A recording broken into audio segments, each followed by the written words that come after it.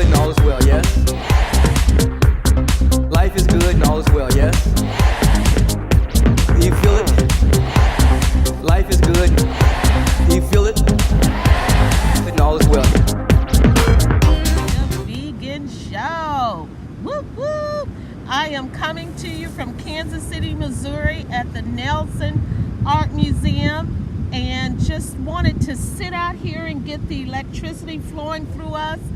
And that beautiful sun is so amazing, full of vitamin D and energy. And the grass is not as green, but I tell you what, I am electrified. You hear me? I am electrified from it. Because, you know, here in Kansas City, we've had some really cold days. And today is so beautiful, and the sun's out, and the grass, the snow and the ice has dried up, and we're just sitting out in the grass, my son and I, Charles. Hey, Charles. And we're just gonna have a little conversation.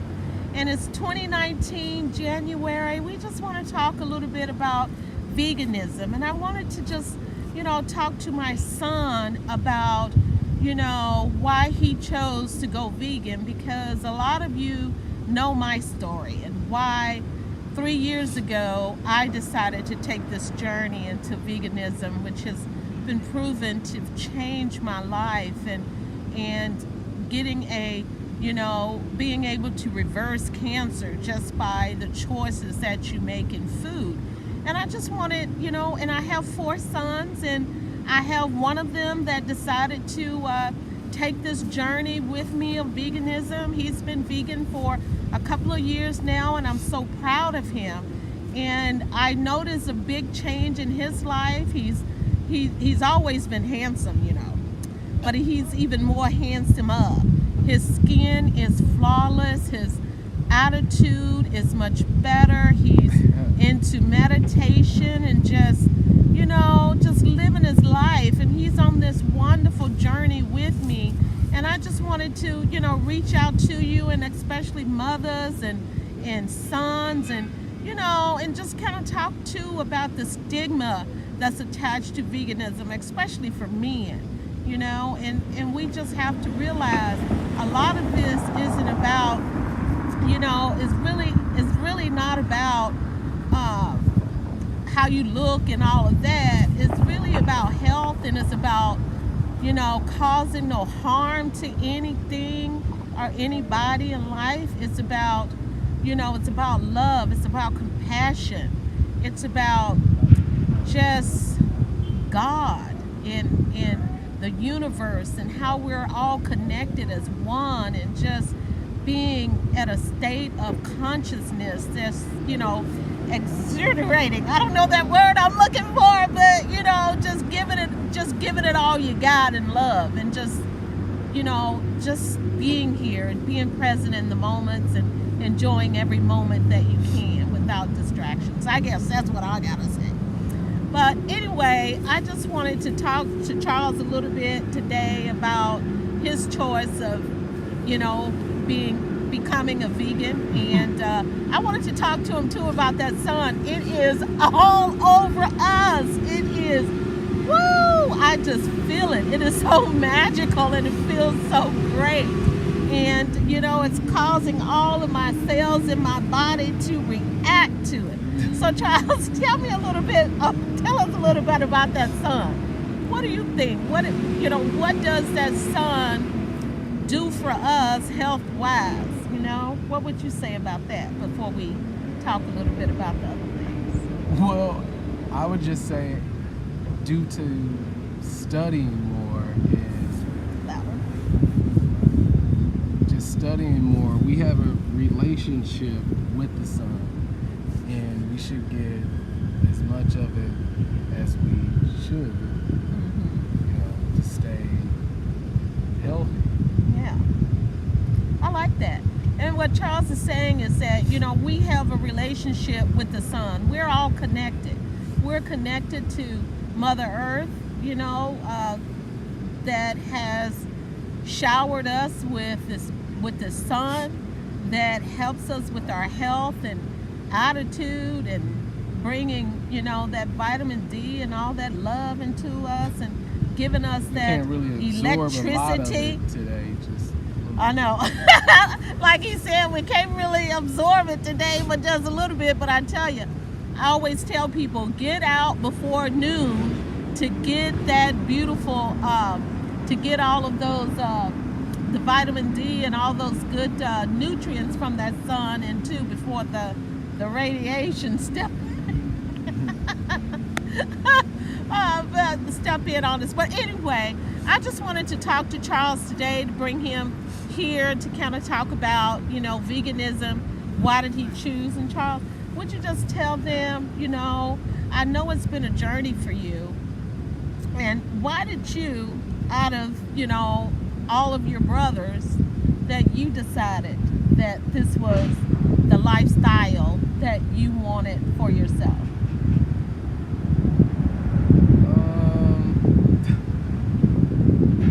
I've just always, I don't know, I've always been, I don't know, Inspector Gadget about things. You know, I was the firstborn grandson, so I had a lot of expectations of me too, just naturally, whether I had good self-esteem or no good self-esteem. My family made me feel like, I don't know, I was in the center of the world, or I don't know, like I was on a TV show or something. So I tried to make sure that I stayed doing, you know, what I thought was good. And that leads to studying and figuring things out and understanding, you know, history. So for me to grow up in a time period where my mother and my father can have discussions about how life was for them growing up, and for me to be alive at this moment in time and can't really put myself in that situation, gives me more of a boost to continue to go on this healing journey that, you know, we're all on. So I think I've been, I don't know, health conscious since being younger, because certain things I didn't want to eat. In my family, I have my family is from the South, so they cook, Arkansas. they have big dinners, but I don't know, I was picky at what I would eat. So, and then I remember my mother telling me the type of diet she ate when she was carrying me. And then I remember, I don't know how old I was. Natural childbirth as well. Oh, yes. Breastfed him, natural childbirth, and I was kind of already on this journey when he was born. Yeah. And then I remember there's a memory in my head of being at some type of family event, and I remember my great grandmother sitting at the table with just a glass of water. Wow. And everyone else was getting their plates and this and that, and it's a collection of other memories as part of me being funny acting towards food, and realizing that I'm like, oh, I don't want to be in a situation like that where I can't have certain things. So I just thought common sense would be you could eat whatever, but you just got to watch out. Yeah. So then, you know, you become more consciously aware of things, and then you figure out what you can eat and what you can't eat, what's not good for you, and what's beneficial for your body. Yeah. So at a certain, I mean, I would have been vegan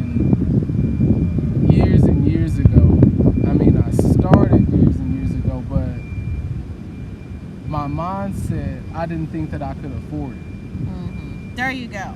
That's true. That's true. People think it's so expensive to be vegan. Because And anything any plate that you've had, if they do a blindfold test on you, you wouldn't know that you were eating plants. Yeah. But I just didn't think that I could afford it until I became more, I don't know, spiritual, I guess, because me having that thought came from a low level. Yeah. And after my mom's journey, she helped complete my visionary journey on my perspective of life and God.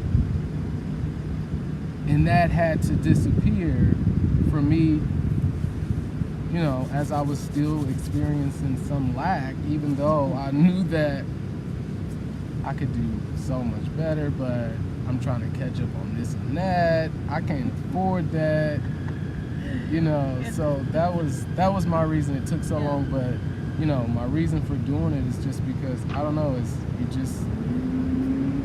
you study. And I like what he said is that there are stigmas that attach to veganism. Like, you know, one of them is, you know, I can't afford it. It's so expensive to buy vegetables. You know, it's so expensive to go vegan. Or, you know, I can't give up cheese. I can't give up meat.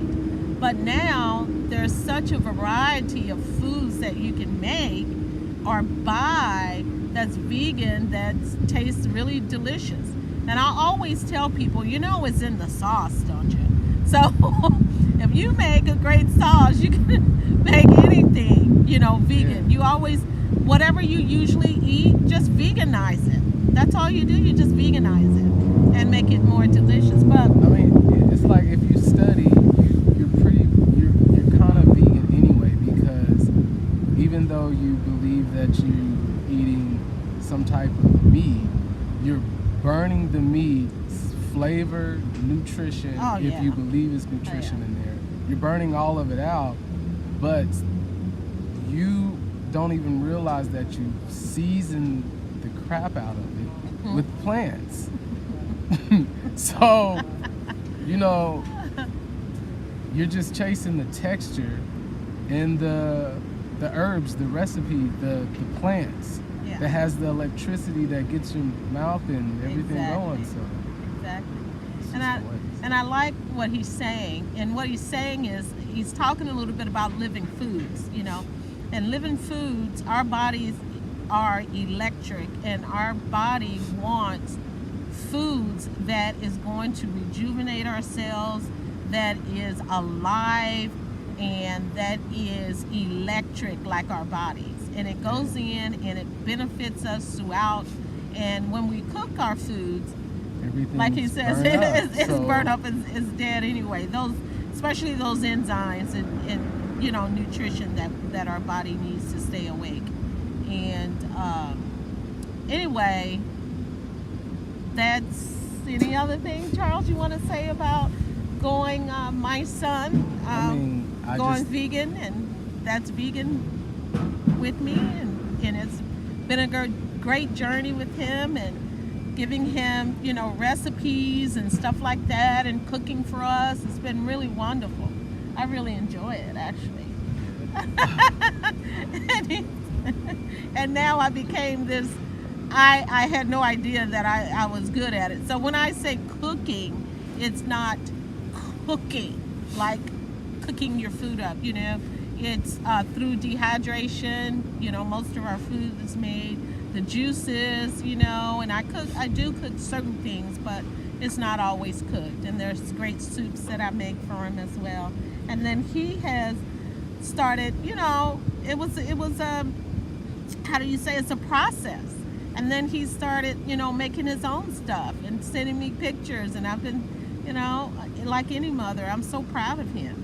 And he's taken this new lifestyle, and this is who he is now. So, very proud of you. I mean, science says I have I'm going to Talk pretty louder. much like what you like anyway. Yeah. So. It's no, I mean, you shouldn't fight it. I mean, your DNA My is firstborn, right? passed on to, I mean, so that's Yeah. what science is. So when you ask if I like any of your dishes, I'm like, why wouldn't I like any of your dishes? Like, I know, you know. unless you're someone else. I was starting, but you know, I put love into everything that I make and cook, and even my kale chips, by the way. Yes. Yeah, everything's made with love. Anything else you would like to say, Charles, before we let it go? No, your dog is ready for pickup. Oh yeah, I gotta go and get my little Lala. She's at the groomers today, so, and she's ready to be picked up. But anyway, I just would like to say, once this truck passes by or do what it's going to do, with all that Noah's behind, subscribe to my YouTube channel, like us on Facebook, and follow us on Instagram. Remember, everyone has a doctor in them, and you are your own doctor. Thank you. Thank you for watching.